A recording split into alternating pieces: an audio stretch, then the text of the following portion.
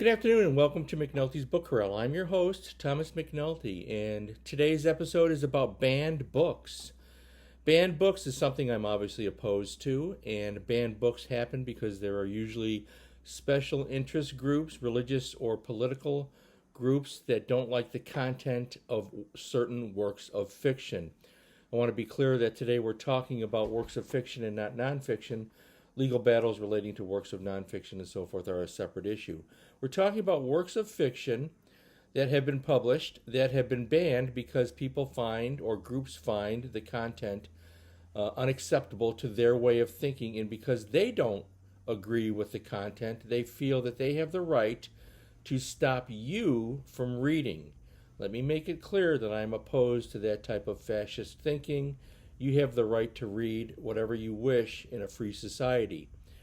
And banned books are anti-American, in my humble opinion.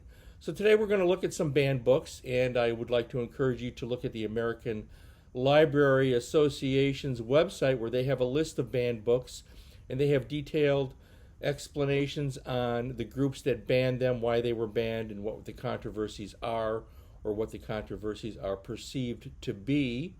I don't agree with any of it, with the controversies that would lead to a banned book. Again, I'm opposed to any type of restriction on reading. You have the right to read what you want. You have the right to like it or dislike it as you choose. But in order to make the determination on liking or disliking something, you need to first read it and understand it, as I've said many times before in this video series. So let's take a look at some banned books. Perhaps the most famous banned book is Ray Bradbury's absolutely classic Fahrenheit 451, and a book where he looked into the future and saw the type of the governments that exist today in the world, where they would ban books and burn them. And Bradbury wrote this classic science fiction novel about that. This is a signed copy that I was fortunate to meet Ray Bradbury, and he signed it for me in person. This is one of the more recent modern editions, and I have multiple editions of the book, obviously. Fahrenheit 451, starting point for your understanding of banned books. And Ray Bradbury, of course, I've discussed before, one of the all-time greats. Childhood's End by Arthur C. Clarke has also been banned, and that's truly unfortunate. Arthur C. Clarke is another one of the great science fiction authors. And the classic The Adventures of Huckleberry Finn is widely misunderstood by various special interest groups. That's no reason not to read this fantastic book. Mark Twain, classic piece of American literature. The Grapes of Wrath, I know, it's astonishing. The number of books that are considered classics that have been banned is just mind-boggling that people would actually do that. The Grapes of Wrath, John Steinbeck, is one of my favorite authors.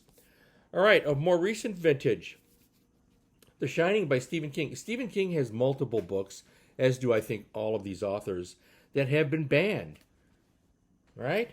Buy them, read them, understand them. The Lord of the Rings, the trilogy by Tolkien. This is probably out of order.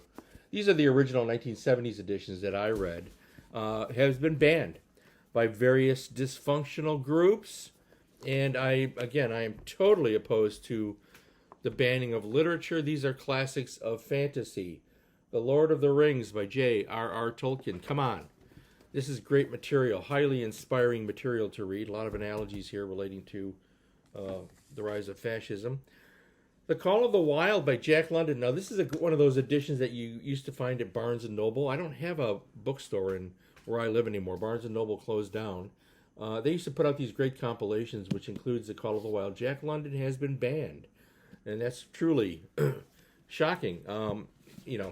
In the cases of some books, you can kind of see why they ban it. It might be too sexually explicit, or there might be political discussions happening in that work of fiction that certain political groups find uncomfortable, maybe because they're guilty. But sometimes you can tell, such as the case with Tropic of Cancer by Henry Miller, because of the blunt discussions on sexuality. This book was banned almost from the beginning. It is currently not banned, generally widely available, but banned still by certain groups. All right, so you can look into that. Henry Miller is underrated. People think of the sexual aspects of his books. He actually was a wonderful philosophical writer who wrote about the time and the place. He really captured the era in which he lived in his works of fiction, and this was his first novel, and it's a masterpiece. Henry Miller, A Farewell to Arms by Ernest Hemingway. This is one of the first. I think this is the first edition that I read from the '60s, and this is, I think, Hemingway's best book. He wrote a lot of books I'm quite fond of. Hemingway, the alpha male of American letters, is Ernest Hemingway. Like it or not, Hemingway is here to stay. A Farewell to Arms is one of the all-time great, actually, romance novels and novels about war and the effects that war have on people. Finally, we're going to end with Moby Dick. Yes, I'm sorry to report this. I consider, by the way, Moby Dick to be the number one classic of American literature. This is the greatest American novel. Everything we know about American novel writing stems from this book. Dickens over in the UK would be the other one, his contemporary. I think actually Dickens died long before this. But Herman Melville, Charles Dickens, banned books. Don't let that happen. Don't let that happen in your lifetime. Moby Dick is a fascinating book. Yes, it's hard to read. You have to really dig into it. He did so much with this, but it's a great book.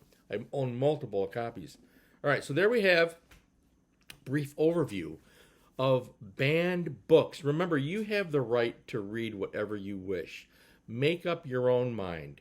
You have a great brain, a great mind. Don't let other people tell you what to think, what to say, and what to do. Freedom is everything. Thank you very much for checking in. Stay well, stay happy.